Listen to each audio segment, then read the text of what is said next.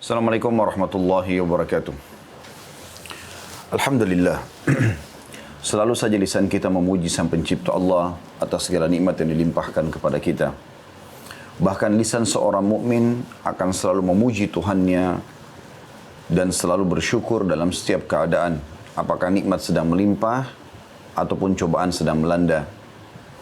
Karena memang bagi orang beriman, dia selalu bersangka baik kepada Tuhannya. Allah subhanahu wa ta'ala maha penyayang, maha pengasih. Dia tidak akan pernah ingin menyusahkan hambanya. Dan seringkali Allah subhanahu wa ta'ala memberikan ataupun menahan sesuatu dari seorang hamba justru demi untuk kebaikan si hamba tadi. Maka kita sebagai orang beriman di awal pertemuan ini selalu mengucapkan Alhamdulillah ala kulli hal. Selanjutnya kita panjatkan salam hormat kita kepada utusan Allah subhanahu wa ta'ala, manusia terbaik, manusia yang telah disempurnakan jalur nasabnya, fisiknya, ilmunya oleh Sang Pencipta Allah, yang telah Allah perintahkan sebagai pencipta agar menjadikan manusia terbaik ini sebagai suri tauladan dalam segala lini kehidupan.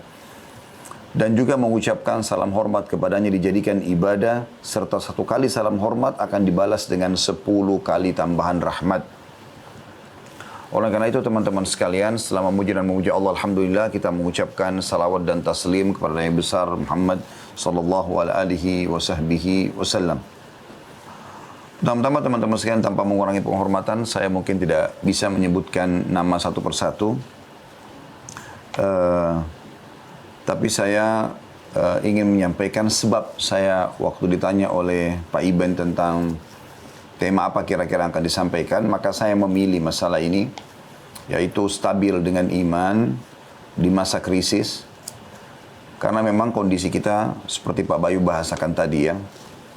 Tapi insya Allah, mudah-mudahan setelah pertemuan kita, ya, siang ini semoga Allah SWT berkahi Bapak Ibu sekalian yang mengikuti acara kita ini, baik itu dari peserta Japnas ataupun dari teman-teman kita yang sudah mengikuti di medsos resmi Khalid Basalam Official, baik di YouTube, di Instagram, di Facebook, akan mendapatkan solusi dari masalah yang sedang kita hadapi sekarang. Pertama sekali teman-teman sekalian, hal yang paling mahal bagi seorang muslim adalah 4 huruf, iman. Dan inilah yang ditanamkan oleh Nabi SAW, baik di generasi awal Mekah, di fase Mekah, ataupun generasi di fase Madinah yang akhirnya dari situlah bertolak seluruh ya, dunia ini menerima Islam. Bahkan berdiri kerajaan-kerajaan Islam. Ya, tonggak-tonggak ekonomi, sosial, peradaban, semuanya di seluruh muka bumi ini terkenal dengan Islam. Kita tahu banyak sekali fenomena-fenomena yang dicatat dalam sejarah, dan sejarah tidak akan pernah dusta tentunya, kecuali orang yang merekayasanya. Bagaimana kita umat Islam ini tidak menguasai dunia kurang lebih 96 tahun dari sekarang tepatnya. Setelah dinasti Uthmaniyah di Turki tahun 1924 berubah menjadi republika dan dihapus secara mutlak syarat-syarat Islam oleh Kamal Atatürk, pada saat itulah umat Islam berada dalam keterpurukan. Sebelumnya kita betul-betul menjadi pemimpin dunia, baik dari sisi militer, baik ekonomi, baik politik, baik sosial. Dan itu kalau kita mau rentet historinya cukup panjang, teman-teman bisa kembali ke ceramah kami di YouTube, judulnya Hiduplah Mulia dengan Islam. Karena di situ saya rentet secara tahun dan segala macam tentang bagaimana sebenarnya kita inilah pemimpin dunia. Dan kita sekarang seperti pernah diucapkan oleh Presiden Amerika, salah satu Presiden Amerika, yang mengatakan umat Islam ini seperti singa yang sedang tertidur sekarang dan jangan dibangunkan.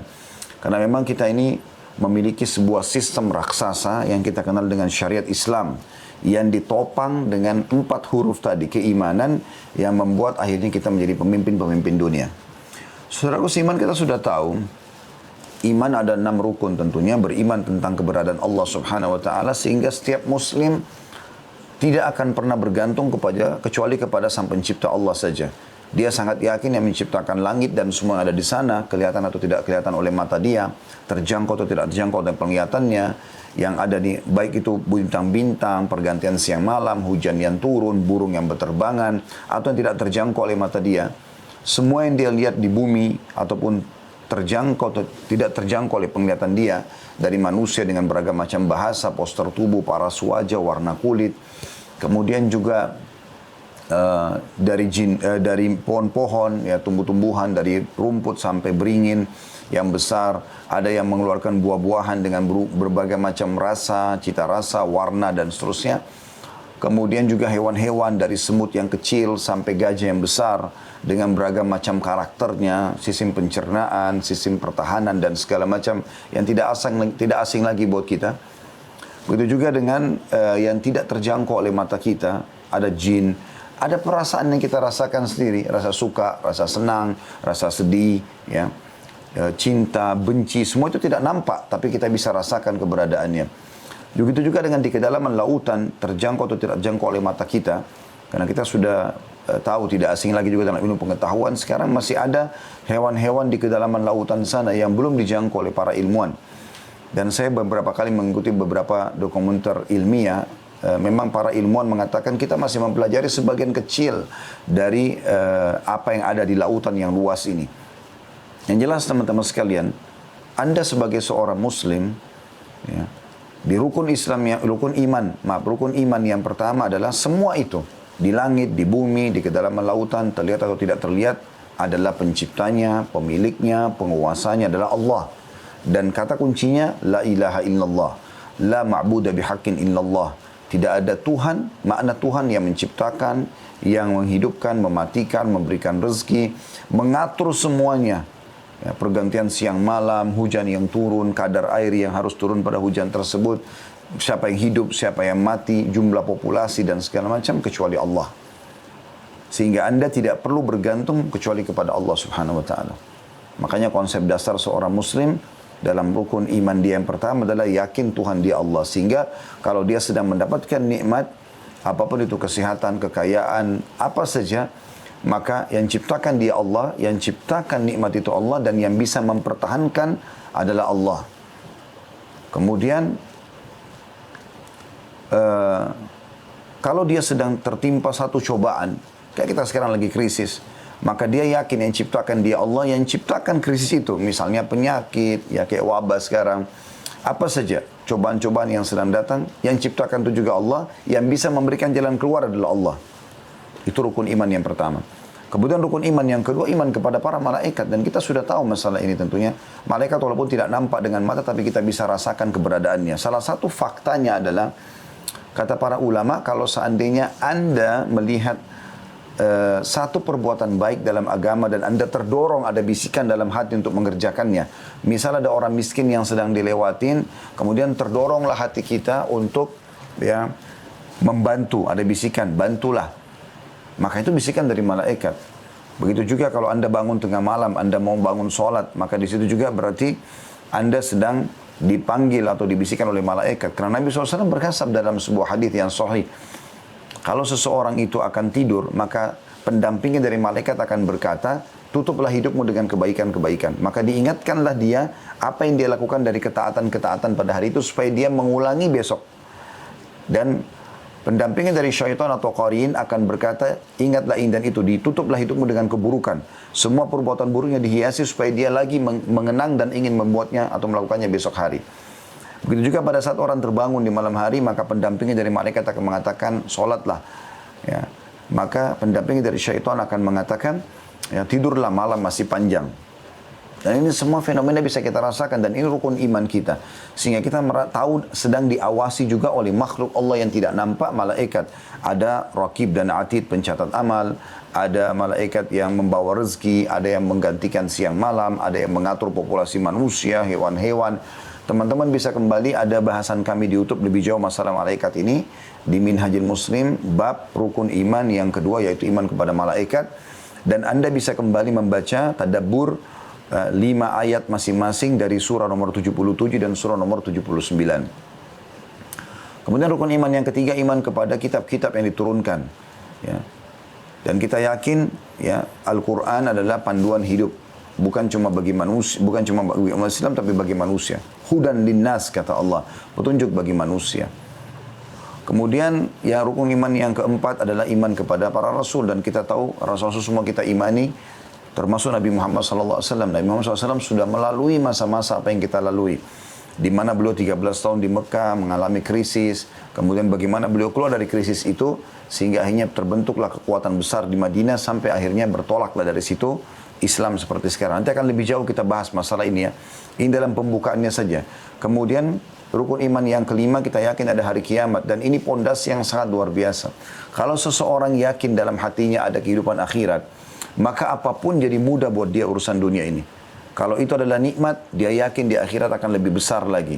Karena kata Nabi SAW, Allah berfirman, ya, sesungguhnya apa yang Nabi SAW bersabda dalam hadis, sesungguhnya perumpamaan dunia kalian dibandingkan akhirat hanya seperti jari telunjuk yang kalian celupkan ke lautan, kemudian kalian angkat. Lihatlah berapa banyak ya air yang tertinggal di tangan kalian dan bandingkan dengan lautan itu. Dan ini memang perbandingannya sangat jauh antara dunia dan akhirat. Sehingga kita kalau diberikan nikmat pun kita tidak akan merasa inilah nikmat yang membuat saya lalai misalnya. Karena memang ada nikmat yang lebih besar yang harus dia kejar di akhirat. Betul juga pada saat cobaan datang. Misalnya Anda sedang memiliki piutang sama orang lain, orang tidak bayar. Dengan beriman kepada hari kiamat, kita yakin, oh kalau di dunia saya tidak dapatkan, saya akan dapatkan di akhirat nanti. Ada orang yang berbuat zalim, memfitnah, menggunjing, menggibah dan segala macam. Ini Anda tetap akan dapatkan nanti di akhirat. Nabi SAW sudah berkata untuk orang-orang beriman. Apakah kalian tahu siapa orang yang bangkrut? Kata para sahabat, orang yang tidak ada dirham dan dinarnya ya Rasulullah. Bisnis terus kalah, bangkrut gitu. Kata Nabi SAW, bukan itu. Yang bangkrut sebenarnya adalah orang yang datang hari kiamat membawa lengkap pahala sholat, pahala puasa, pahala haji, pahala sedekah. Tapi dia dari satu sisi pernah memukul orang ini, pernah menghina orang yang itu, pernah mencaci maki orang ini, pernah menzalimi atau mengambil haknya orang yang itu. Maka mereka akan datang hari kiamat di mahkamah Allah, lalu menuntut. Kemudian dibagi-bagilah pahala dia untuk menebus kesalahannya. Kalau sudah habis pahalanya dan masih ada yang menuntut, maka akan diambil dosa-dosa mereka, dibebankan kepada orang yang sedang tadi ya punya pahala yang banyak ini, yang bangkrut. Maka habislah pahala dia dan dia bertanggung jawab plus lagi dengan dosa-dosa orang yang pernah melakukan, lalu dilemparkan dalam api neraka sejauh timur dan barat. Maka beriman tentang adanya hari kiamat ini teman-teman membuat kita jadi lebih tenang dalam melalui kehidupan ini. Ternyata ada hari pembalasan, ada hari kebangkitan. Dan kita satu sisi juga lebih hati-hati. Akan selalu menjadi orang yang berada di rel yang baik saja. Karena agama menyuruh kita menjadi orang baik dan melarang kita menjadi orang yang buruk. Kita lihat agama menyuruh kita jujur, amanah, tanggung jawab, berbakti sama orang tua, bersedekah. Semua itu kan kebaikan-kebaikan. Maka kalau kita kerjakan, kita akan menjadi orang yang baik otomatis. Dan agama juga Islam melarang kita berbuat keburukan. Dusta, menipu, memukul, mencuri, menggunjing, memfitnah. Semua ini tidak baik dan diberikan ancaman-ancaman yang buruk. Jadi orang kalau ikutin agama itu dia akan tenang. Plus lagi kalau dia yakin ada akhirat, maka dia akan yakin akan ada semua pembalasan di sana. Makanya Abdullah bin Mubarak rahimahullah pernah digibah oleh seseorang. Digunjing, diceritakan, dianggap sebuah keburukan. Padahal sebenarnya tidak ada pada beliau itu. Beliau kebetulan baru beli kurma dengan tangkainya sangat segar dan pada saat itu dianggap itu kurma paling eksklusif lah ya. Kemudian datang muridnya mengatakan si fulan sedang membicarakan Anda. Maka beliau langsung membungkus kembali kurma itu lalu mengirim ke rumah orang yang menggunjing dia sambil mengatakan titip pesan pada muridnya, bilang sama dia, bilang terima kasih dia telah berbagi-bagi pahalanya, maka sebagai balasannya saya balas dengan kurma ini. Penuh keyakinan dia akan panen pahalanya orang tersebut pada hari kiamat. Sehingga hari kiamat membuat orang tenang. Dan yang terakhir rukun iman yang keenam adalah beriman tentang takdir baik dan takdir buruk. Ini poin yang harus kita fahami. Nah, kita teman-teman sekalian akan menitik beratkan di sini. Allah Subhanahu wa taala memang menciptakan segala sesuatu itu berpasang-pasangan. Ada laki-laki dan ada perempuan, ada malam dan ada siang, ada sehat dan ada sakit, ada senang dan ada sedih. Ada kecil, ada besar, ada pendek, ada tinggi. Memang begitu, ada kenyang, ada lapar, ada kenyang. Ada muda, ada tua. Ya kan? Ini semua berpasang-pasangan. Ada hidup, ada mati, ada dunia, ada akhirat, ada surga, ada neraka. Anda kalau memahami dan menjadikan ini sebagai sebuah konsep dalam pemikiran Anda akan akhirnya menangkap, oh ternyata memang sebagaimana saya sehat, satu waktu saya akan sakit. Sebagaimana sekarang saya maju, satu waktu saya akan mundur. Itu biasa. Tetapi Islam datang memberikan solusi di saat kita sedang ya mendapatkan nikmat, bagaimana atau apa yang harus kita lakukan, dan bagaimana pada saat sedang turun. Misalnya kita lagi kenyang seperti apa, kalau kita lapar seperti apa, juga diberikan panduannya. Kita sekarang akan masuk lebih fokus teman-teman sekalian ke bahasan kita ini. Tadi itu adalah kronologis pembukaannya ya. Saya harap teman-teman merenungi sama-sama sebuah hadis Nabi SAW yang mulia, hadis riwayat Muslim nomor 7692, 7692. Hadis ini sudah tidak asing sebenarnya, tapi saya mau teman-teman renungi perkatanya. Karena Nabi SAW sampaikan begini, ajaban li amril mu'min, sungguh mengagumkan, artinya wajar untuk seseorang itu mempelajari, menekuni, dan bahkan melibatkan dirinya, ya, karena mengagumkan sekali perkara orang-orang beriman. Nah, di sini kita bicara tentang ya konsep iman, orang-orang mukmin, dan orang mukmin ini teman-teman, Anda akan dapat predikat mukmin kalau Anda sudah menggabungkan rukun Islam Anda sama rukun iman. Kalau Anda cuman sholat iya, zakat iya, puasa Ramadan iya, haji iya, tapi Allah ada nggak sih? Malaikat catat nggak? Ini tercatat dalam Al-Quran. Nanti saya temukan nggak balasannya hari kiamat? Ini dicontohkan nggak oleh Nabi SAW? Ini berarti masih Muslim. Makanya pernah ada orang Arab Badui, saudaraku seiman, datang ke rumah Nabi, datang ke masjid Nabi SAW, masuk Islam, syahadat dia. Setelah syahadat dia belajar sedikit tentang agama, lalu dia keluar dari masjid, dia mengatakan, amanna, kami sudah beriman. Apa kata Allah SWT? Kullan tu'minu, walakin kulu aslamna. Kalian belum beriman, tapi katakan kami sudah masuk Islam. Jadi orang kalau hanya sekedar menjalankan rukun Islam, belum diikuti dengan keenam rukun iman, masih Muslim. Kalau dia sudah menggabungkan kedua, dia sholat, yakin Allah ada, yakin malaikat mencatat, yakin ini ada perintahnya dalam Al-Quran dan Sunnah, yakin ini juga akan dia terima balasannya pada hari kiamat, dan dia bisa menerima cobaan Allah sebagaimana dia terima juga nikmat Allah berikan, maka dia dikatakan mukmin. Jadi teman-teman sekalian, Allah Subhanahu wa Ta'ala tidak menciptakan ya nikmat dan cobaan ini kecuali memang Allah ingin kita berimbang sama-sama untuk menerimanya. Nanti lebih dalam kita bahas masalah itu. Saya lanjutkan hadisnya. Kata Nabi SAW, ajaban li amril mu'min, sungguh mengagumkan perkara orang-orang beriman. Memang apa ya Rasulullah? Seperti apa perkara mereka? Inna amrahu kullahu khair. Karena semua kondisi dan keadaannya selalu baik, selalu sempurna. Seperti apa sih? Apa yang Nabi SAW ingin sampaikan kepada kita? Dengarkan baik-baik perkataannya. Walaysa dzaka li ahadin illa lil mu'min. Dan itu tidak akan pernah dimiliki kecuali hanya untuk orang beriman saja.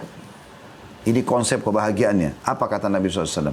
In asabathu sarra'u syakar, fakana khairan lah. Kalau dia diberikan nikmat, dia bersyukur, maka itu lebih baik bagi dia. Berarti sudah diajarkan, kalau kau sedang kenyang, kau sedang menikmati biologis yang halal, usahamu sedang maju, anak-anakmu sedang sehat, segala macam hal, nikmat yang sudah kita tahu, maka syukurlah, alhamdulillah. Itu lebih baik bagi kamu, karena nikmat akan ditambah. Lalu selanjutnya, ini jadi saksi bahasan kita di masa krisis ini, wa in asabathu darra'u sabar. Dan kalau dia diberikan cobaan, dia bersabar. Fakana khairan lah. Maka itu akan lebih baik bagi dia. Allah Subhanahu wa Ta'ala, saudaraku seiman, menginginkan dari kita sebagaimana nikmat sedang ada kita bersyukur, levelnya sejajar dengan kalau cobaan sedang datang, bersabar. Ya, ini poin penting. Ada orang pada saat nikmat sedang datang, dia mau bersyukur. Tapi kalau cobaan datang, dia nggak mau bersabar. Baik. Saya akan kerucutkan bahasan kita kedua hal ini. Masalah konsep syukur dan konsep sabar.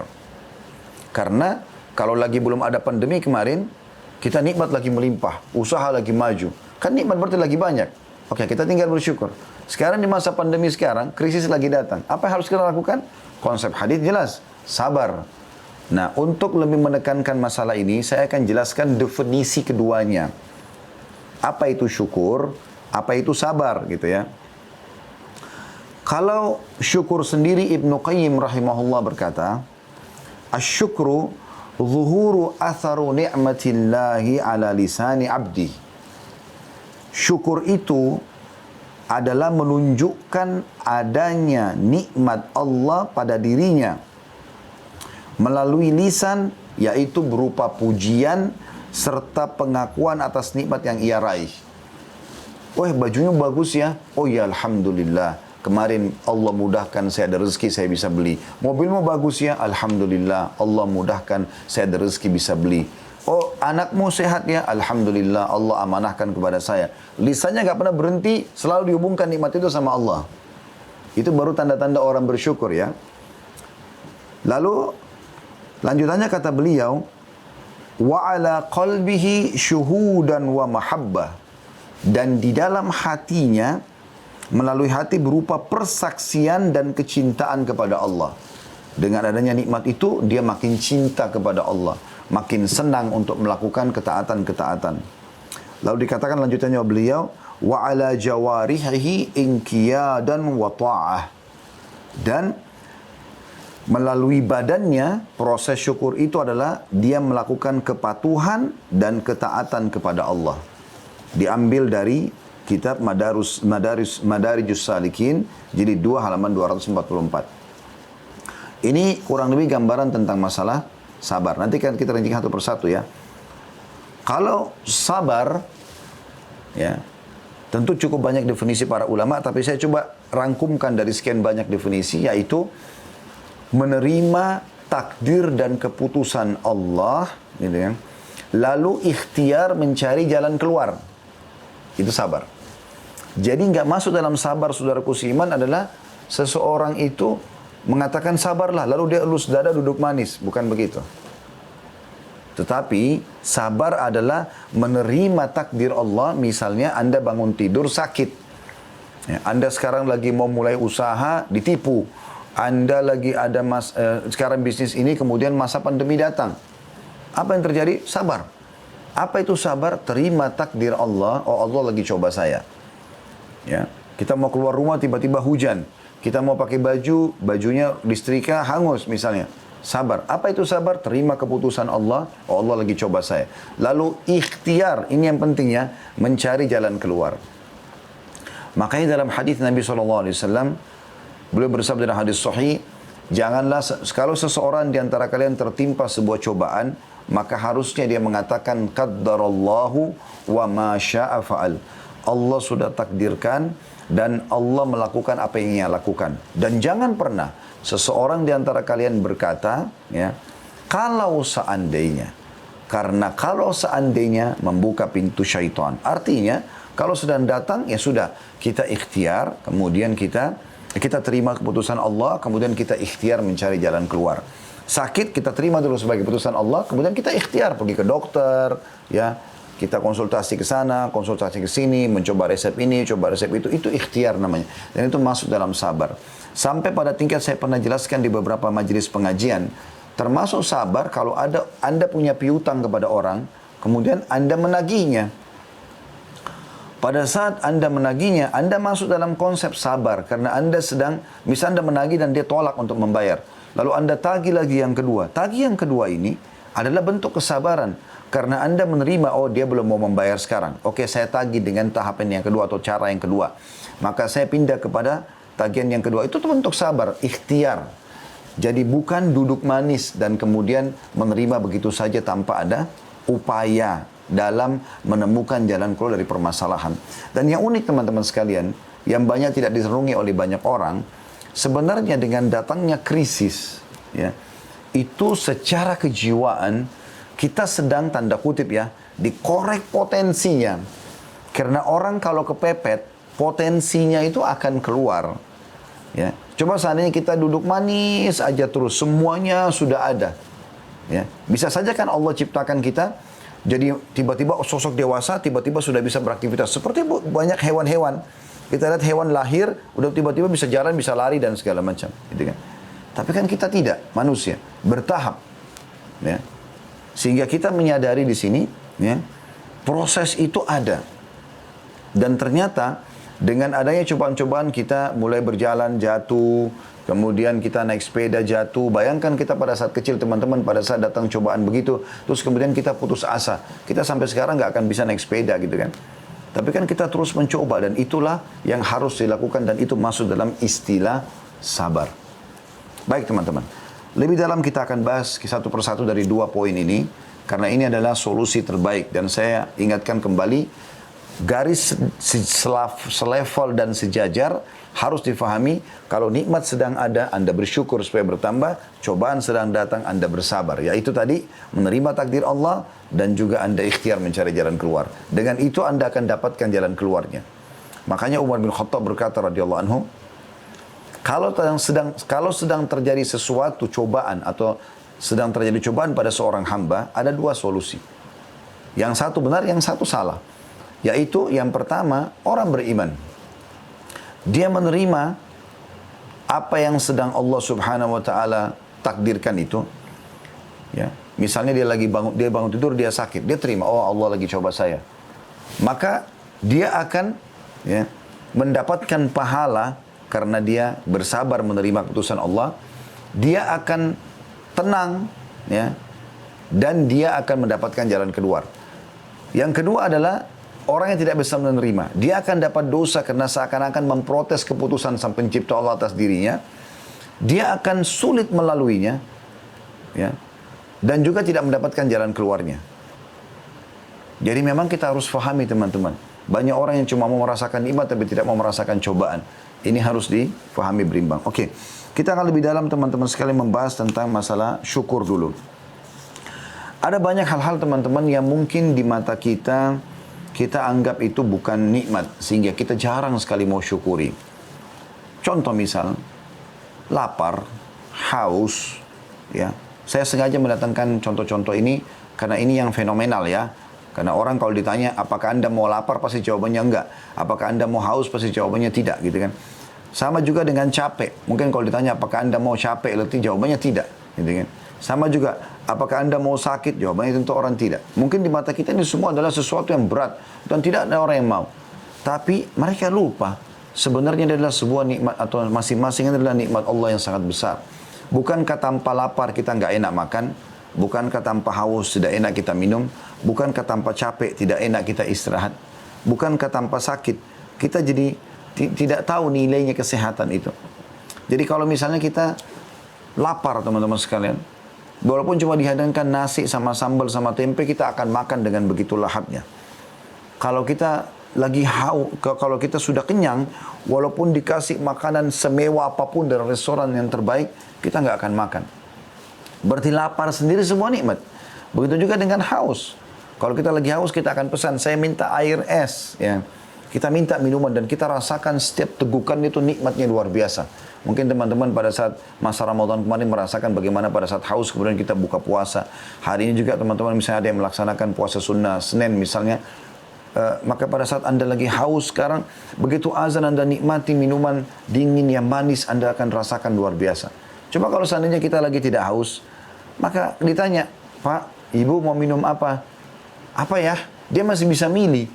Itu pun bisa cocok, bisa tidak. Itu juga dengan Anda kalau seharian dari pagi sampai malam, tidur aja terus kerjanya. Tidur aja, pokoknya cuma tidur sampai malam. Malam disuruh tidur lagi. Pertanyaannya, apakah Anda akan tidur? Jawabannya tentu tidak. Anda tidak akan tidur malam hari. Kenapa? Karena sudah banyak tidurnya. Coba kalau Anda dari pagi aktivitas sampai maghrib, Anda capek sekali. Atau Anda beraktivitas dengan lembur sampai jam 10, jam 11 malam. Begitu Anda tidur malam hari, walaupun cuma 2-3 jam, nikmatnya luar biasa. Berarti capek itu membawa kita pada nikmatnya tidur itu sendiri. Begitu juga pada saat kita sakit, kita jadi tahu, oh ternyata sehat itu punya nilai ya. Coba kalau kita nggak pernah sakit sama sekali. Seperti itulah. Jadi poin-poin ini harus difahami teman-teman. Syukur itu berterima kasih ya kepada Sang Pencipta Allah. Juga ulama mengatakan ada berterima kasih pada manusia. Jadi dibagi dua. Berterima kasih pada Allah dan berterima kasih pada manusia. Kita akan masuk dulu berterima kasih kepada Allah SWT. Allah ini punya sifat teman-teman syakur. Dengarkan ayatnya. Dalam surah At-Taghabun ayat 17 Allah berfirman, A'udzubillahi minasyaitonirrajim, wallahu syakurun halim. Wallahu syakurun halim. Surah At-Taghabun ayat 17. Artinya Allah itu syakur dan halim. Nah, apa arti syakur? Kita dengarkan Ibnu Katsir rahimahullah berkata, syakur adalah membalas kebaikan yang sedikit dengan ganjaran yang banyak. Diambil dari tafsir Quranul Azim jadi 8 halaman 141. Jadi Allah SWT punya sifat itu, syakur. Allah itu bukan cuma tahu ya menilai kebaikan hambanya, tapi Allah balas dengan kebaikan. Jadi salah satu ciri orang beriman itu teman-teman sekalian adalah kalau dia bersifat atau mengambil sifat Allah yang mulia ini syakur, ya, maka dia akan tahu bagaimana sebenarnya harus membalas sesuatu yang biasa itu dengan yang luar biasa. Banyak orang subhanallah tidak seperti itu. Dia tidak membalas Allah subhanahu wa ta'ala yang telah memberikan dia ke mata. Berapa umur kita sekarang? 40, 50 tahun, 60 tahun. Ya, atau mungkin Anda anggaplah umurnya 20 tahun, 30 tahun. Misalnya kalau ada yang masih adik-adik kita yang ikut dalam acara di medsos kita ini. Maka berapa tahun, sekian puluh tahun Anda pakai mata Anda, hidung Anda, lisan Anda, bibir Anda, kemaluan Anda, tangan Anda, kaki Anda. Apakah itu tidak layak untuk disyukuri? Nikmat yang luar biasa. Coba Anda tutup mata Anda sejenak. Berapa detik saja, detik ini Anda bisa praktekin tutup mata. Renungi kalau begini, Anda tidak bisa melihat. Dan coba Anda buka, tiba-tiba Anda bisa lihat semuanya warna di depan mata Anda. Berapa tahun Anda pakai mata Anda itu? Sudah pernahkah Anda syukuri nikmat itu? Maka kita harus bersyukur dan harus membalas kebaikan-kebaikan Allah subhanahu wa ta'ala ini dengan hal yang lebih baik lagi. Ya.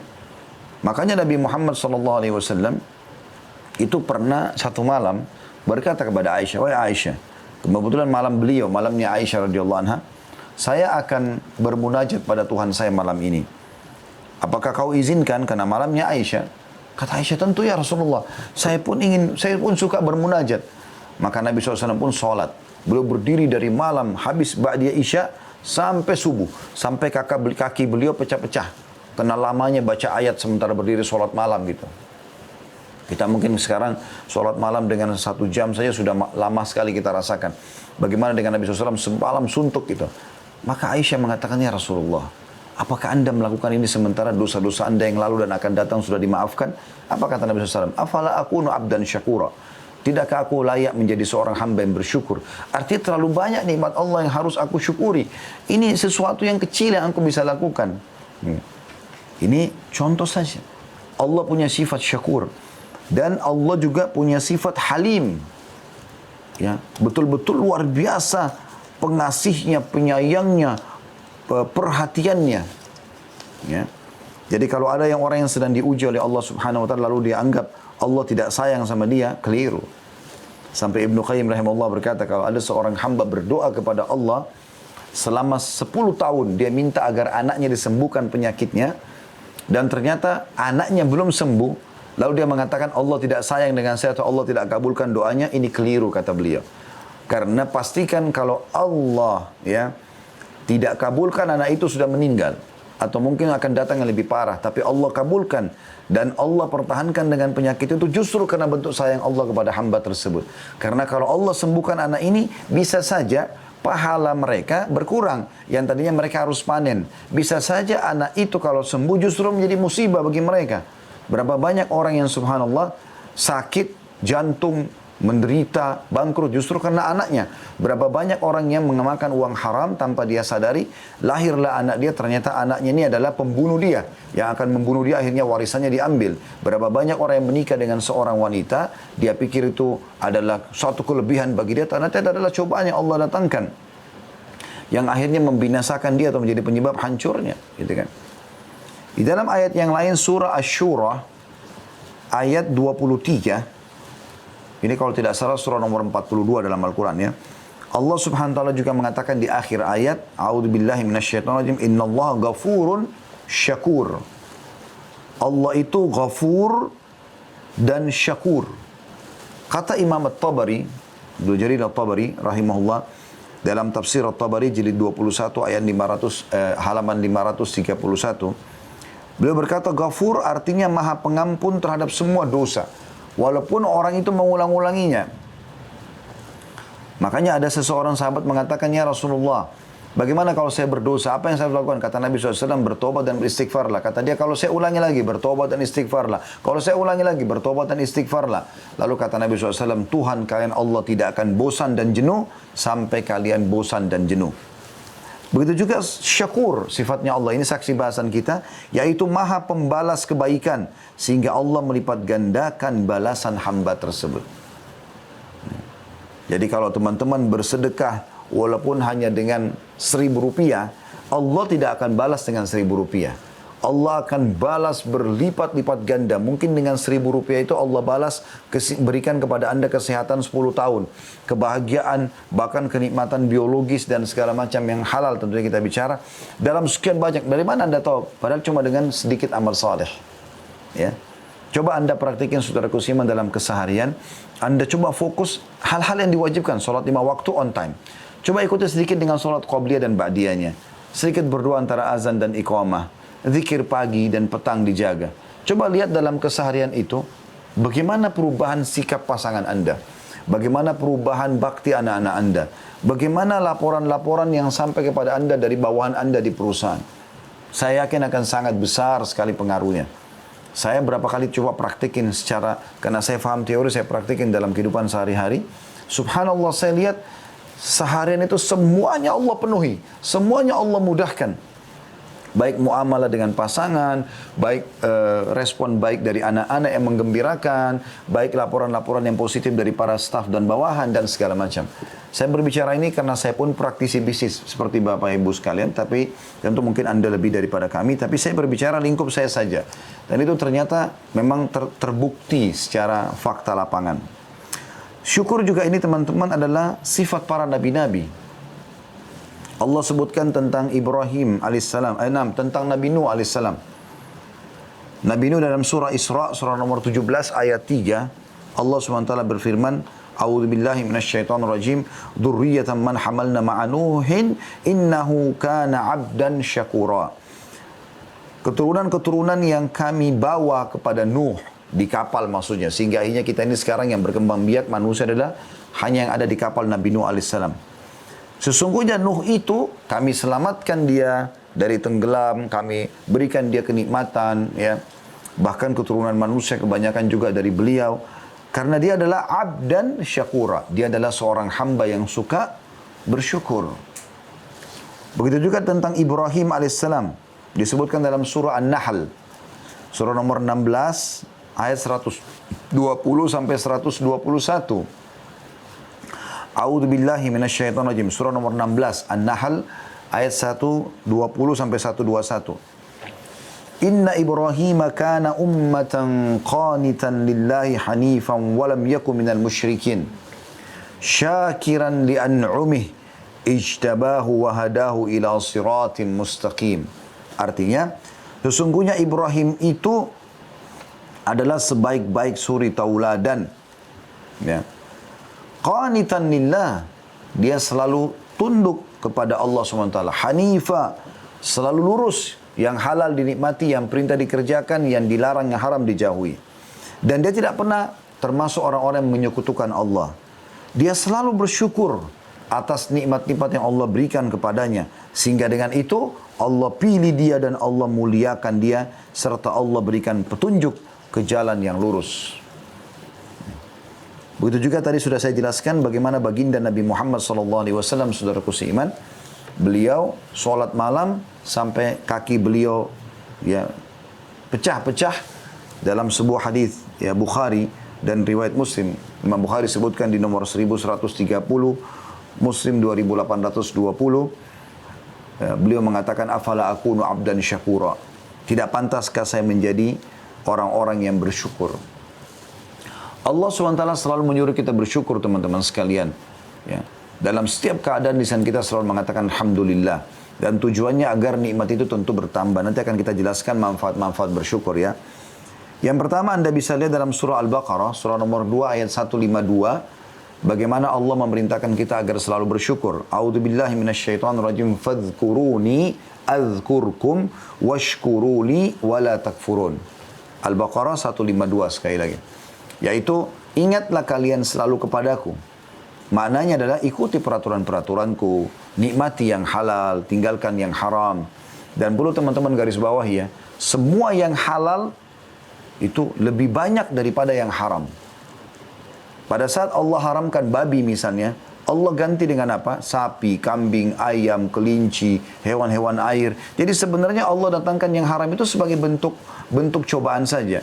Teman-teman pengusaha yang hadir dalam acara kita sekarang ini.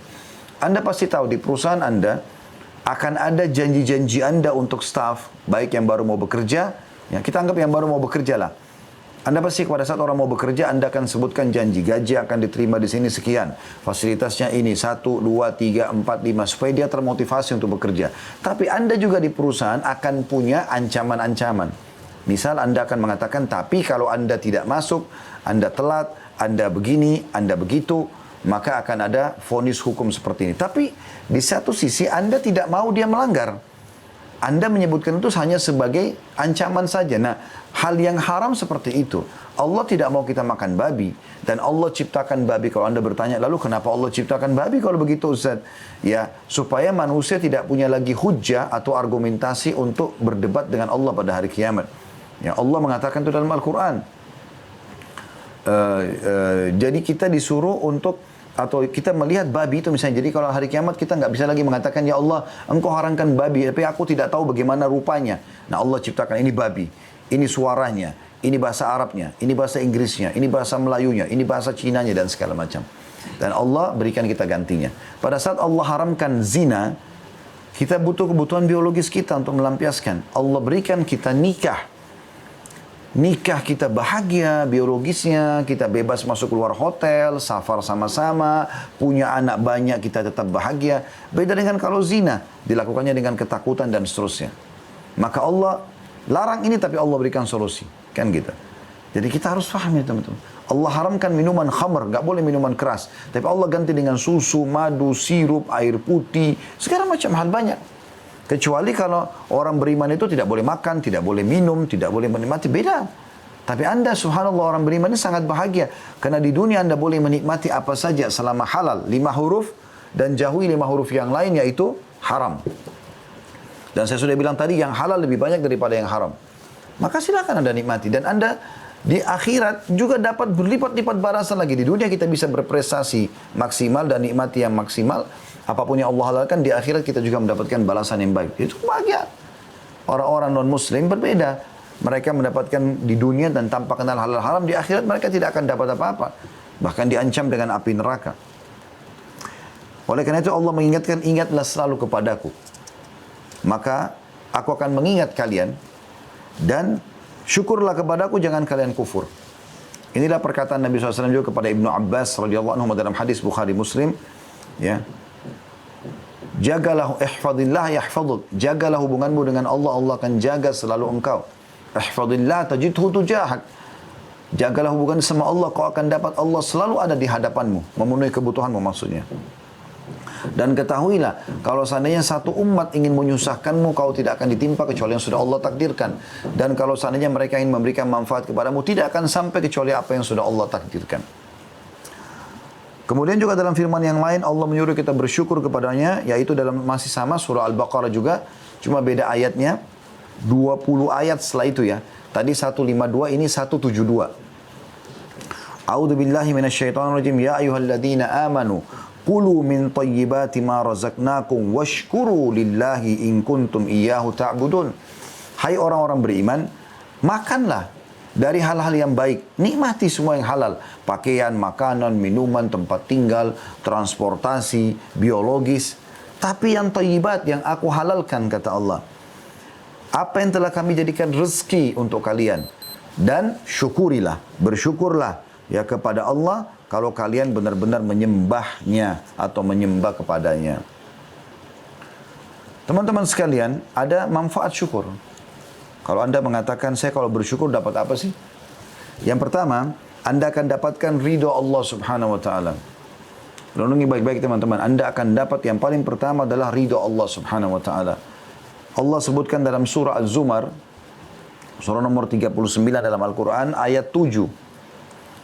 A'udzu billahi minasyaitonir rajim. Ini tentu potongan ayat ya. Akhir ayat, wa in tashkuru yardahu lakum. Kalau kalian bersyukur, maka dia akan ridho kepada kalian. Perlu kita tahu dulu teman-teman, apa makna ridho? Begini pemahamannya. Ini untuk mudah difahami ya. Kalau seandainya ada orang miskin datang minta sumbangan kepada Anda, mengatakan tolong bantu saya misalnya. Maka kita bisa dia bilang tolong bantu saya 1 juta. Kita bantu dia 1 juta.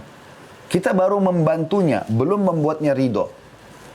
Kalau Anda mau buat si miskin itu ridho, Anda cari tahu alamatnya di mana, Anda datang ke sana, Anda lihat rumahnya yang rusak, Anda renovasi, anaknya yang sakit, Anda obati, anaknya yang belum sekolah, Anda sekolahkan, Anda penuhi semua perabot-perabot yang kurang di rumahnya, Anda berikan dia pekerjaan, pokoknya sampai membuat dia udah nggak bisa lagi mau bicara apa nggak tahu.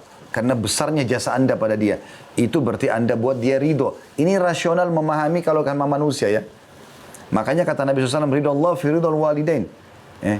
Ridhonya Allah ada pada ridho kedua orang tua. Jadi kalau Anda sudah buat orang tua Anda sampai udah nggak tahu harus bilang apa lagi karena baiknya Anda sebagai anak tiap hari penuh perhatian, memenuhi kebutuhan, santun, ramah, baik, maka di situ Anda dapat ridho orang tua. Dengan itu Anda akan mendapatkan ridho Allah. Nah, ridho Allah seperti apa? Allah akan berikan segala sesuatu yang hamba butuhkan sampai membuat hamba itu sudah tidak tahu harus bilang apa lagi.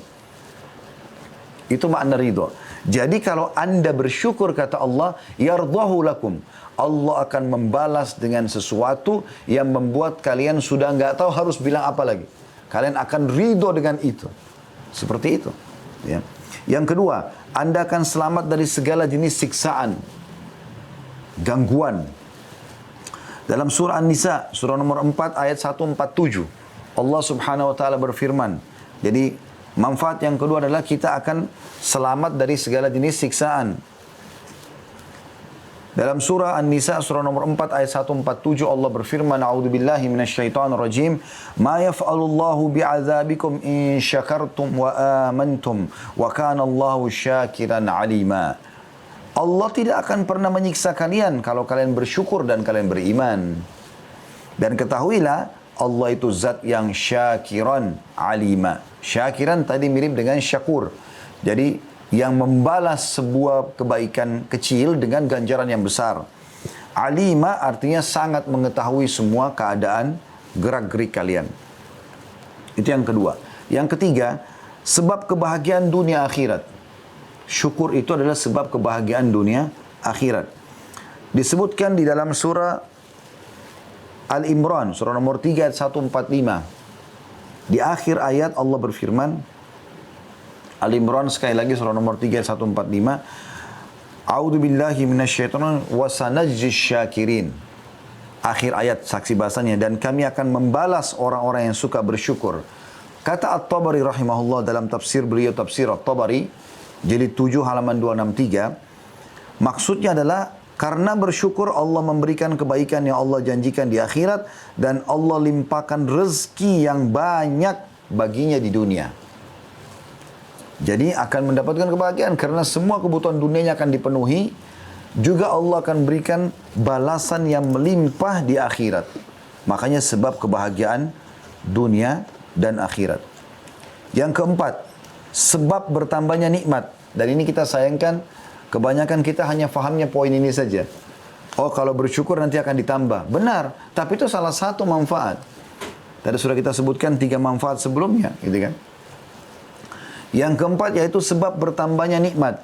Allah SWT berfirman dalam surah Ibrahim, surah nomor 14 ayat 7. A'udzu billahi minasyaitonir rajim.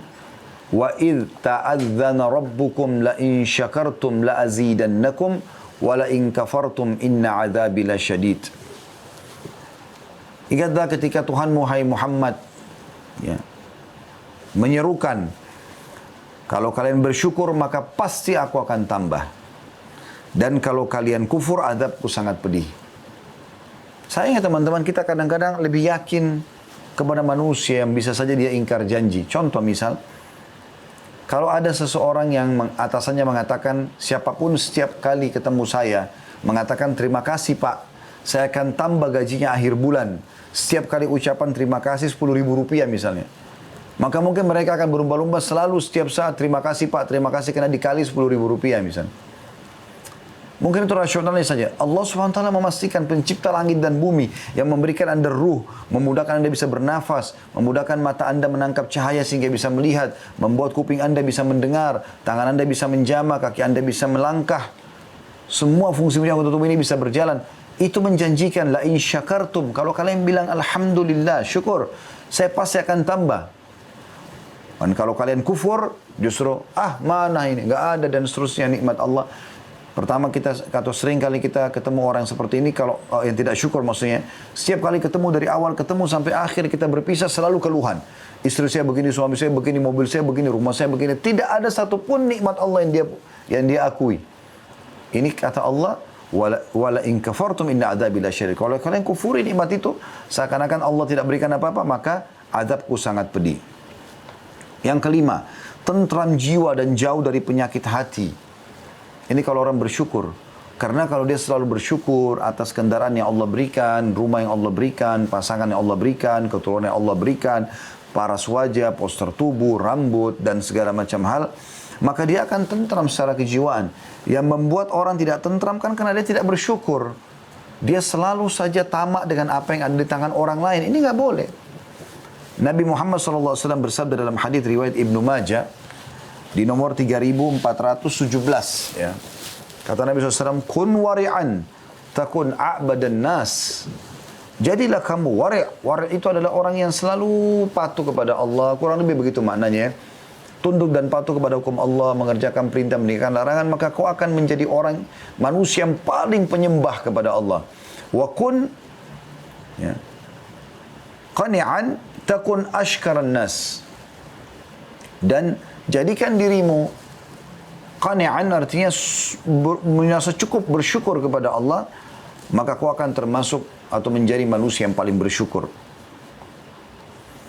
Ciri-ciri orang yang bersyukur teman-teman sekalian, tadi itu 5 manfaat daripada syukur ya. Ciri-ciri orang bersyukur adalah lisannya selalu memuji Allah.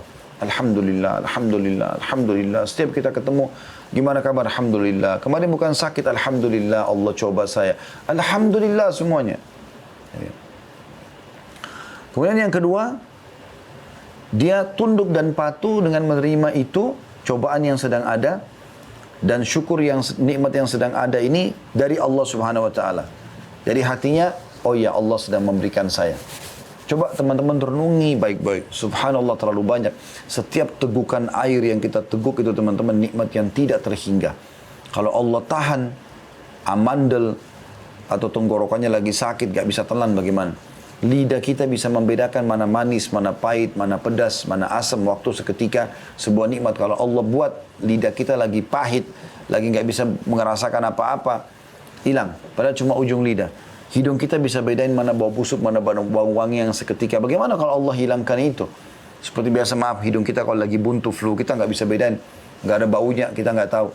Sekarang kita bisa bedain seketika, oh ini wangi, oh ini busuk.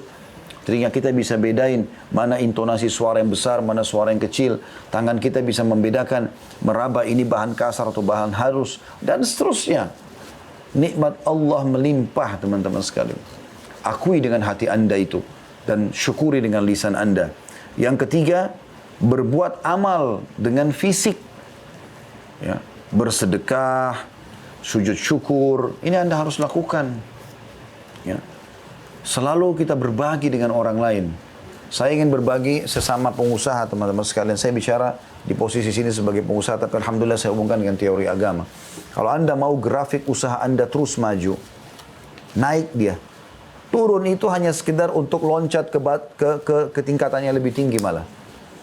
Kita terapkan dalam hidup kita dan memang konsep Islam, bukan konsep kapitalis. Konsep Islam, selain kita bicara masalah syukur ya, untuk memperbanyak harta, sedekah. Sedekah itu apa? Keluarin duit, keluarin harta. Kapitalis mengatakan, pangkal kaya menabung. Pertanyaan sederhana. Ketemu nggak antara konsep Islam sama kapitalis? Yang satu mengatakan keluarkan, kau akan kaya. Yang satu mengatakan simpan, kau akan kaya. Jelas jawabannya tidak. Nabi SAW bersabda dalam hadis riwayat Bukhari, Allah SWT berfirman, ya ibna Adam, anfik unfik alaik. Wahai anak Adam, berinfak di jalanku, aku akan berinfak kepadamu. Jadi makin kita keluarkan, maka makin banyak yang datang. Kapitalis mengatakan menabung kau akan kaya. Nggak bisa ketemu ini. Sampai seseorang di antara kita saking luar biasa pengaruhnya sistem kapitalis pada kita ini, sampai kita terpengaruh ke dalam-dalam sampai kepada keturunan kita sekaligus. Terbukti anak-anak kita selalu kita belikan celengan. Apa yang kita suruh? Nabung nak.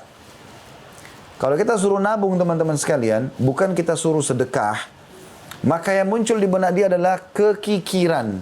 Terbukti setelah dia mulai nabung celengannya, kakaknya aja sentuh dia marah. Bahkan orang tuanya ambil celengannya cuma mau pindahin, ibu ayah mau dibawa kemana?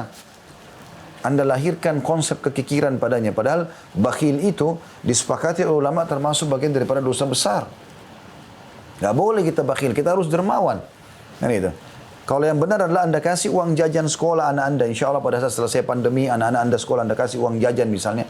Maka sampaikan, nak, nanti di waktu istirahat, cari temanmu yang tidak mampu, bayarkan. Traktir ya, ajar sedekah. Anda kalau belum pernah dengar cerita sahabat yang mulia Sa'ad ibn Ubadah radhiyallahu anhu. Ini orang terkayanya Madinah. Ya, dari penduduk asli Madinah. Tentu yang dari asli Mekah ada datang Abdurrahman ibn Auf, ada Utsman bin Affan, ada Abu Bakar, orang-orang kaya juga. Tapi orang terkayanya Madinah namanya Sa'ad ibn Ubadah radhiyallahu anhu. Dia yang Anda kalau masih ingat kisah waktu pertama sekali Muhajirin tiba di Madinah, Nabi persaudarakan dia dengan Abdurrahman ibn Auf.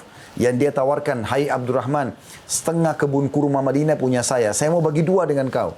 Saya punya 2 orang istri, kamu lihat salah satunya mana kau suka, saya ceraikan setelah iddah kau boleh nikahi. Setengah kebun kurma, ini orang terkenal sekali dengan sedekahnya. Dia punya gudang, teman-teman sekalian, penyimpanan harta. Zaman dulu kan belum ada perbankan, segala macam gitu kan. Dia taruh satu gudang besar untuk taruh seluruh harta di sana. Emas, perak, segala macam. Dia punya anak laki-laki namanya Qais. Qais terkenal sekali juga dengan dermawan. Ayahnya memang latih begitu. Apa yang dilakukan oleh keduanya? Saat bilang begini sama anaknya, hai Qais, hai anakku, ini gudang hartanya ayah. Ayah mau kau tiap hari sedekahkan. Anda boleh baca kisahnya.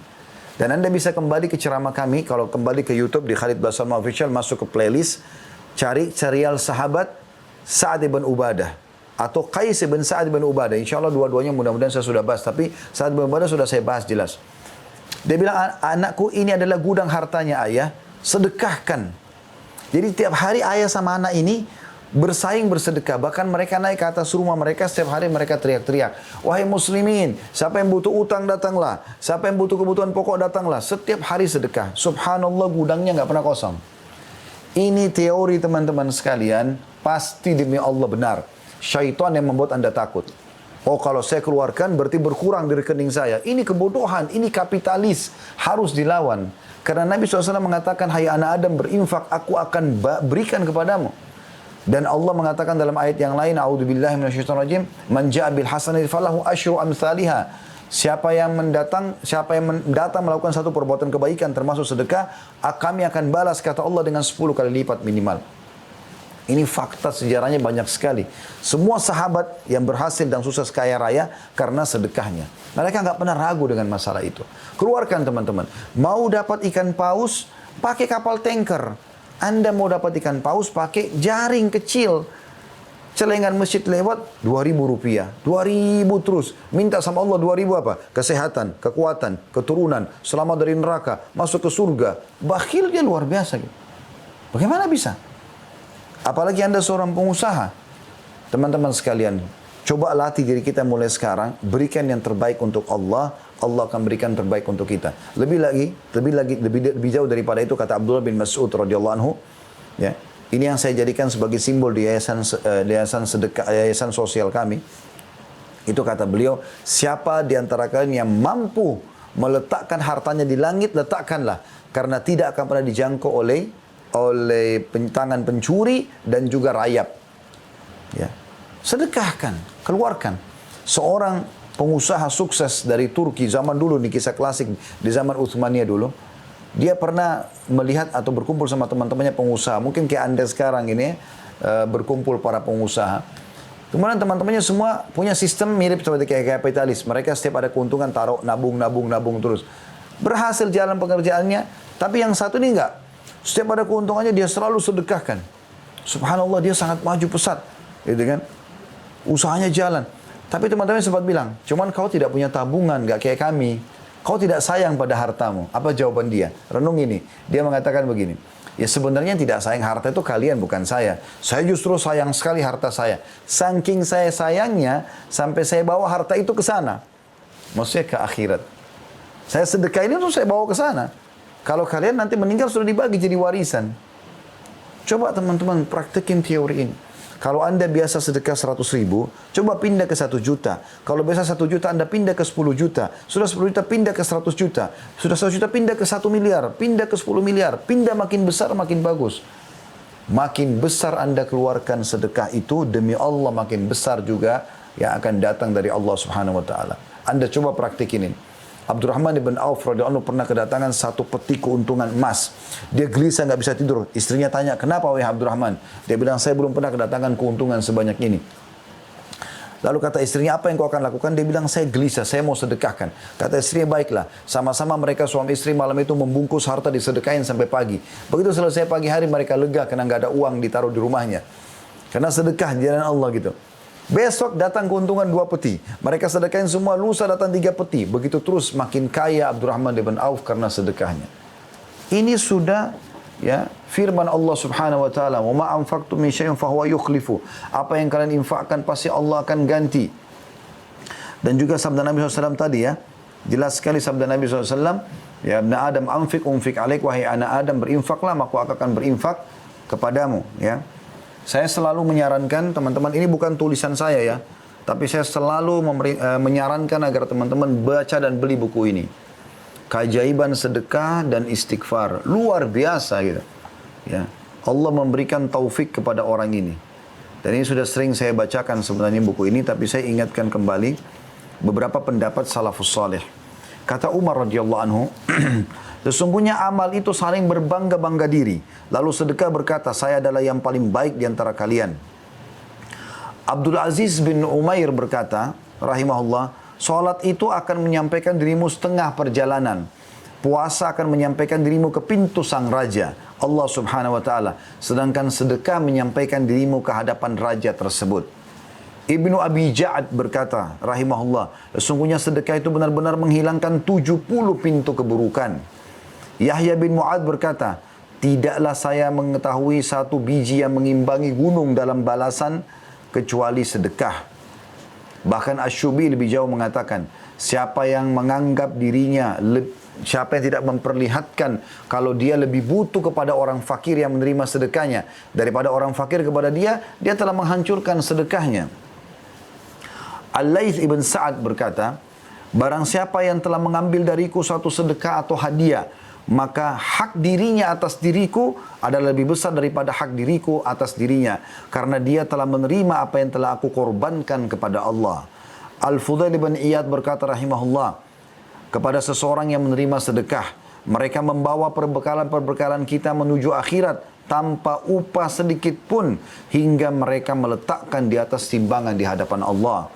Ali bin Abi Thalib berkata radhiyallahu anhu, barang siapa yang telah diberikan suatu harta oleh Allah, maka hendaklah ia menyambung kekerabatan dengannya, bantu kerabat-kerabatnya, memperindah jamuan untuk tamunya, menolong seseorang yang membutuhkan, membebaskan tawanan, membantu ibnu sabil, orang terputus jalan, orang-orang fakir dan miskin, para musyahidin, dan dia bersabar atas musibah yang menimpa hartanya. Akan ada orang utang nggak bayar, itu semua orang lalui teman-teman. Bukan cuma Anda pribadi. Siapa di antara kita teman-teman di sini yang utang, semuanya orang bayar. Ada cobaan di harta itu. Karena dengan perkara-perkara itu dia akan memperoleh kemuliaan dunia dan juga kemuliaan akhirat. Abu Hatim berkata, bakhil itu adalah sebuah pohon di neraka, sedang ranting-rantingnya ada di dunia. Maka barang siapa yang bergelantungan pada salah satu dari ranting-ranting bakhil itu, niscaya ia akan menjerumuskannya ke dalam neraka. Sebagaimana kedermawanan adalah sebuah pohon di surga, di mana ranting-rantingnya berada di dunia. Dan barang siapa yang bergantungan pada salah satu ranting-ranting itu, niscaya ia akan membawanya ke surga. Dan surga itu adalah tempat orang-orang dermawan. Ya, ini Luar biasa teman-teman sekalian pendapat para salafus saleh tentang masalah ya sedekah. Dan tadi kalau Anda ingin mengetahui dalil ayat Al-Quran yang saya bilang Allah berfirman ma anfaqtum min syai'in fahuwa yukhlifu, apapun yang kalian infakkan di jalan Allah, Allah pasti akan ganti. Saya ulangi, Allah pasti akan ganti. Saya ulangi lagi, Allah pasti akan ganti. Dalam surah Saba ayat 39. Dalam surah Saba ayat 39.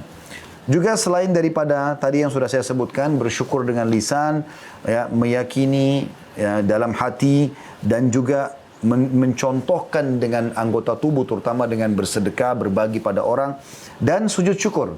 Kalau tadi sedekah sudah saya sebutkan dalilnya, kalau sujud syukur itu disebutkan dalam sebuah hadits Abu Daud nomor 2776, karena Rasulullah SAW idza jaa amrun busyira bihi kharra sajidan syakiran lillah.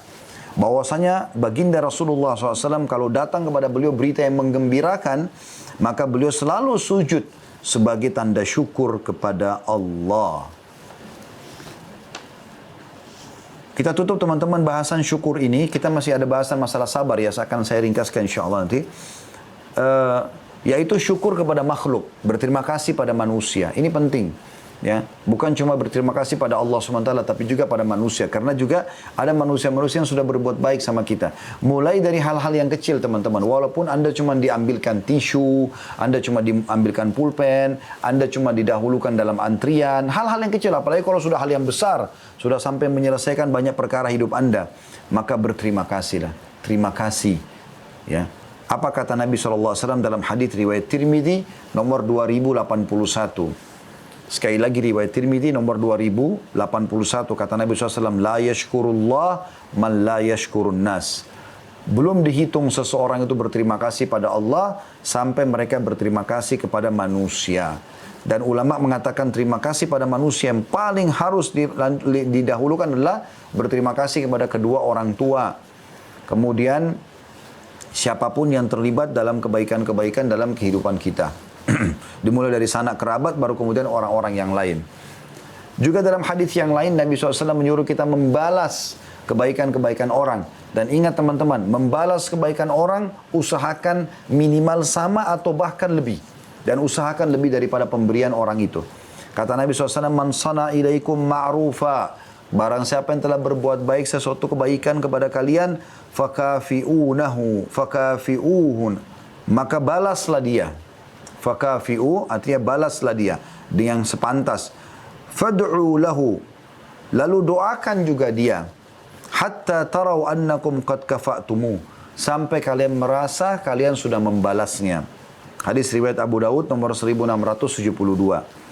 Juga dalam hadis yang lain Nabi SAW ajarkan kita lisan biasa mengucapkan kalimat ini, dan ini sangat baik teman-teman sebagai kalimat terima kasih. Dalam hadis riwayat Tirmidzi nomor 2167 kata Nabi SAW, man suni'a ilaihi ma'ruf, barang siapa yang telah orang berbuat baik padanya, faqala li fa'ilihi, lalu dia mengucapkan kepada yang telah berbuat baik padanya, jazakallahu khairan, semoga Allah membalasmu dengan kebaikan. Jazaka untuk laki-laki, kalau perempuan jazaki, semoga Allah balas engkau. Jazakallah, ingat kalimat khairan. Saya ingatkan lagi, selalu ada khairannya. Khairan artinya kebaikan. Saya sering ketemukan begitu teman-teman, ikhwah dan akhwat, kalau ketemu, kalau ketemu di pengajian ya, kalau di antara akhwat juga pernah terjadi pada keluarga kami sendiri, maksudnya dari pasangan hidup ya. Jadi pernah mengatakan jazakallah, jazakallah. Apa jazakallah? Semoga Allah balas. Dengan apa? Harus ada khairannya, kebaikan. Ya. Kata Nabi SAW, faqad ablaga fit thana, maka orang ini telah memaksimalkan terima kasihnya. Kemudian itu teman-teman sekalian tentang masalah konsep syukur. Kita akan masuk ke konsep sabar. Saya akan butuh mungkin sekitar 10 menit insya Allah dari sekarang. Sabar sebagaimana sudah saya bahasakan tadi teman-teman sekalian, definisinya sudah jelas. Kalau dia adalah menerima keputusan Allah SWT, takdir Allah, kemudian ikhtiar, ya, mencari jalan keluar. Allah menyebutkan banyak sekali ayat Al-Quran tentang sabar. Dan ini sekali lagi saya bilang tadi di awal pertemuan, dia berimbang. Kalau lagi ada nikmat bersyukur, kalau ada cobaan dia bersabar. Allah sebutkan dalam surah Al-Imran, surah nomor 3 ayat 146. Ya. A'udzubillahi minasyaitonir rajim. Wallahu yuhibbus sabirin. Dan Allah sangat mencintai orang-orang yang sabar. Ya. Maksudnya kalau cobaan sedang datang, mereka bersabar. Dan saya sudah bilang sekali lagi, sabar menerima takdir Allah. Anda bangun tidur sakit, terima dulu. Oh ya, Allah lagi coba saya. Apapun sifatnya. Anda lagi mau keluar, ban mobil lagi pecah. Oh ya, Allah lagi coba saya. Lalu ikhtiar, cari jalan keluar. Ingat, ikhtiar, ikhtiar. Dan saya sudah bilang tadi di awal pertemuan teman-teman sekalian, justru pada saat kita lagi kepepet, akan keluar potensi-potensi yang mungkin tidak keluar. Atau muncul ide-ide brilian yang tidak ada pada saat kita sedang lapang. Karena orang kalau terhimpit, terdesak, dia akan mencari jalan keluar. Itu sudah umum. Maka hikmah yang paling besar dari cobaan adalah bagaimana menggali potensi yang ada pada manusia. Dalam surah yang lain, dalam surah Al-Baqarah juga, surah Al-Baqarah tadi Al-Imran ya. Ini surah Al-Baqarah surah nomor 2 ayat 177. A'udzubillahi minasyaitonir rajim. Ini potongan ayat, was-sabirina fil ba'sa'i wad-dharra'i wa hinal ba's. Dan orang-orang yang sabar pada saat terjadi ba'sa, artinya kesempitan-kesempitan hidup. Permasalahan-permasalahan. Kayak sekarang, fenomena-fenomena pandemi dan segala macam. Mereka sabar. Wad-dharra, dan penderitaan-penderitaan. Wahinal ba's, dan pada saat berkecamuk peperangan. Ulaika alladhina sadaku. Mereka itu adalah orang-orang yang jujur dengan keimanannya. Jadi bukan cuma senang pada saat nikmat ada. Sedang cobaan datang mereka tidak bersabar. Itu sih orang munafik. Tapi kita selalu senyum dalam setiap keadaan. Dikatakan wa ulaika humul muttaqun. Mereka lah orang-orang yang bertakwa. Juga Allah SWT akan membalas orang-orang yang sabar dengan pahala yang melimpah, melampaui batas pemikiran manusia. Allah katakan dalam surah An-Nahl, surah nomor 16 ayat 96. A'udzu billahi minasyaitonir rajim wa lanajziyanna alladhina sabaru ajrahum bi ahsani ma kanu ya'malun. Dan kami pasti akan balas orang-orang yang sabar ya dengan lebih baik dari apa yang mereka lakukan. Juga dalam surah Az-Zumar, surah nomor 39 ayat 10, Allah Subhanahu wa taala berfirman, A'udzu billahi minasyaitonir rajim, innama yuwaffas sabiruna ajrahum bighairi hisab. Sesungguhnya orang-orang sabar itu pasti akan mendapatkan balasan mereka tanpa ada hitungannya lagi. Tanpa ada hitungannya lagi. Jadi sangat luar biasa gitu. Bagaimana Allah Subhanahu wa taala memberikan kepada orang-orang sabar ini jalan keluar yang sangat besar gitu. Ya. Juga teman-teman sekalian, cobaan yang datang ini akan membersihkan dosa-dosa ya. Jadi bukan hanya begitu saja datang, bukan hanya untuk menggali potensi Anda, bukan cuma supaya Anda supaya menilai, oh ternyata nikmat itu besar ya kalau lagi sehat, karena sekarang dengan sakit Anda rasakan. Bukan cuma sekedar itu, tapi membersihkan dosa-dosa Anda, mengangkat derajat Anda. Kata Nabi SAW dalam sebuah hadis sahih, cobaan tetap akan menimpa atas diri orang mukmin dan mukminah, baik di dirinya, di anaknya, dan juga hartanya. Sampai dia bertemu dengan Allah tanpa ada satu dosa pun ya yang ada pada dirinya. Jadi ada hadis yang lain juga kata Nabi SAW ya. Maaf tadi itu hadis diriwayatkan oleh Tirmidzi ya, nomor 2510 dan juga dinyatakan hasan sahih oleh beliau, dan Ahmad juga meriwayatkan di jilid 2 halaman 287 dan juga Al-Hakim dalam Mustadrak jilid 1 halaman 346. Juga dalam hadis yang dihasankan oleh para ulama kata Nabi SAW, andai saja orang-orang melihat ya nikmat atau balasan yang Allah berikan kepada orang-orang yang sabar pada hari kiamat, maka mereka berharap kembali ke dunia untuk digunting-gunting kulitnya ya, karena ingin mendapatkan pahala yang sama. Jadi kita tahu kalau kulit kita digunting sakit sekali, tapi mereka saking besarnya pahala yang mereka lihat nanti orang-orang yang sabar di akhirat mereka temukan itu, mereka lihat, maka mereka yang tidak mendapatkan itu merasa berharap kembali di dunia agar digunting-gunting kulit mereka. Oleh karena itu teman-teman, kalau kita simpulkan apa yang kita bahas pada kesempatan ini, konsep yang paling luar biasa untuk melalui masa-masa krisis seperti ini adalah banyak bersyukur atas nikmat yang masih ada Allah berikan kepada Anda, dan Anda bersabar di cobaan yang sedang ada. Dan sudah panjang lebar kita sebutkan dalilnya. Ingat, sebagai penutup dan kita akan buka pertanyaan selain insyaAllah. Sabda Nabi SAW, Man asbaha aminan fi sirbi. Ya. Ada bacaan lain, sarbi. Yang artinya, siapa yang tiba di pagi hari dalam kondisi aman di rumahnya atau di negaranya, di tempat tinggalnya. Mu'afan fi jasadi. Sehat badannya. Kayak Anda sekarang tentu Masya Allah sehat. Terbukti Anda bisa ikuti acara kita gitu kan. Lahu qutu yaumi. Dia punya makanannya hari itu. Faka'annama hizat lahud dunia. Maka seakan-akan dunia telah berkumpul semua padanya. Oleh karena itu teman-teman sekalian tetap semangat. Dan yakinlah teman-teman ini adalah masa perbaikan-perbaikan. Saya yakin apa yang saya alami mungkin teman-teman pengusaha juga alami. Saya ada restoran, ada travel dan segala macam. Apalagi dalam kondisi seperti sekarang travel bahkan tidak bisa jalan sama sekali. Saya malah mengambil hikmah dan saya bersyukur kepada Allah Subhanahu Wa Taala. Walaupun pegawai ada, kemudian tidak bisa kita beraktivitas sama sekali ya. Ada yang harus kita rumahkan, mereka cuti tanpa pesangon, tapi kita siapkan sembakonya. Ada yang tetap kita pekerjakan, tapi kita pindahkan ke unit yang lain misalnya. Tapi pada saat itu saya melihat kesempatan emas buat saya untuk muhasabah, introspeksi diri.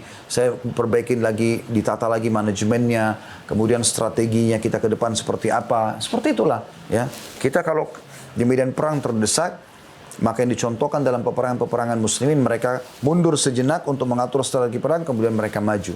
Maka kita kesempatan mengatur manajemen kita yang mungkin selama ini butuh pembenahan-pembenahan. Saya pribadi sih mendapatkan banyak sekali hal yang akhirnya karena saya pun tidak harus keluar banyak taklim di luar kantor atau di luar rumah. Saya hampir tiap hari duduk di kantor dan banyak sekali akhirnya yang saya benahi dan akhirnya saya kembangkan alhamdulillah bifadlillah azza wajal. Justru dengan kita menjalankan teori-teori yang tadi yang saya berbagi sama teman-teman, alhamdulillah restoran kami tidak pernah kurang dari 25 sampai 30 ekor per hari yang kita bisa siapkan, dan itu sudah cukup besar di masa pandemi. Dan alhamdulillah Allah SWT mudahkan juga di toko kami bisa berjalan. Masih banyak hal yang alhamdulillah bisa kita jalankan walaupun di satu sisi mungkin unit ini tertahan misalnya kayak travel. Tapi tergatur strategi yang insya Allah ke depannya kita berharap justru bisa lebih berkembang ya dengan ide-ide baru. Allahu a'lam.